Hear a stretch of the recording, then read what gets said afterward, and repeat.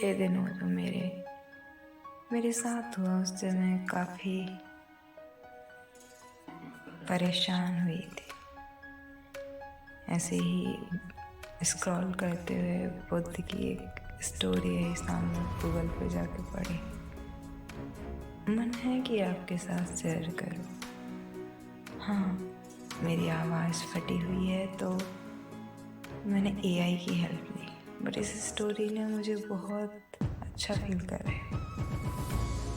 श्रावस्ती नगरी में कृषा गौतमी नाम की एक कन्या रहती थी। गौतमी उसका असली नाम था। काम करते करते वह जल्दी थक जाती थी, अतएव लोग उसे कृषा गौतमी के नाम से पुकारते थे। गौतमी ने जवानी में प्रवेश किया और उसका विवाह हो गया। गौतमी गरीब घराने की थी, अतएव उसकी ससुराल के लोग उसका यथोचित आदर न करते थे। कुछ समय बाद गौतमी के एक पुत्र हुआ। अब घर में उसका आदर होने लगा, लेकिन होनहार कुछ दूसरा ही था।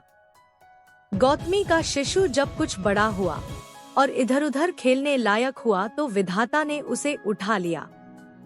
गौतमी ने सोचा, पुत्र जन्म से पहले मेरा इस घर में अनादर होता था, पुत्र जन्म के बाद लोग मेरा आदर करने लगे, लेकिन अब ये लोग मेरे प्रिय शिशु को न जाने कहाँ छोड़ देंगे।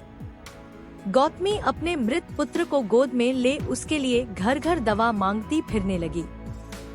लोग ताली बजाकर हंसी ठट्ठा करते और कहते, पगली, कहीं मरे हुए की भी दवा होती है। किसी भले आदमी को गौतमी पर बहुत दया आई। उसने सोचा, इसमें इस बेचारी का दोष नहीं, यह पुत्र शोक से पागल हो गई है। इसकी दवा बुद्ध भगवान को छोड़कर और किसी के पास नहीं। उसने कहा, माँ, तुम बुद्ध भगवान के पास जाकर उनसे पूछो। गौतमी अपने शिशु को गोद में ले जहाँ बुद्ध पालथी मारे बैठे थे पहुँची और अभिवादन करके बोली, महाराज, मेरे पुत्र को दवा दीजिए। तथागत ने कहा, तूने अच्छा किया जो यहाँ चली आई। देख, तू इस नगर में से जिस घर में किसी की मौत न हुई हो, सरसों के दाने मांग ला, फिर मैं तुझे दवा दूंगा। भगवान की बात सुनकर गौतमी बहुत प्रसन्न हुई और सरसों के दाने लेने के लिए चल दी।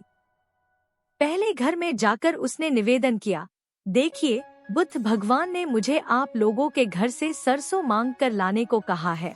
आप लोग सरसों देने की कृपा करें। गौतमी के ये शब्द सुनकर एक आदमी झट से घर में से सरसों के दाने ले आया और गौतमी को देने लगा। गौतमी ने पूछा, पहले यह बताइए कि इस घर में किसी की मौत तो नहीं हुई?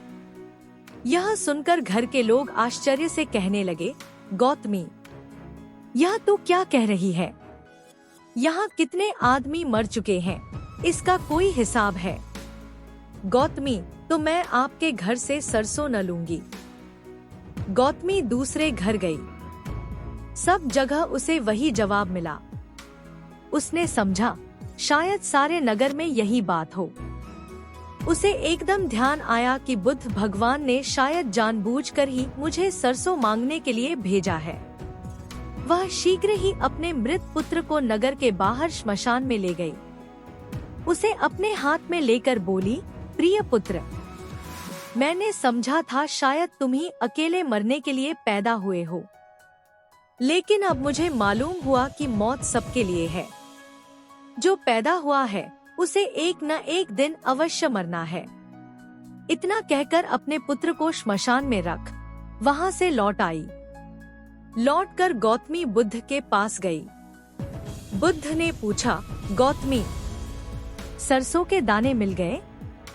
गौतमी, भगवन, सरसों नहीं चाहिए, उनका काम हो गया है।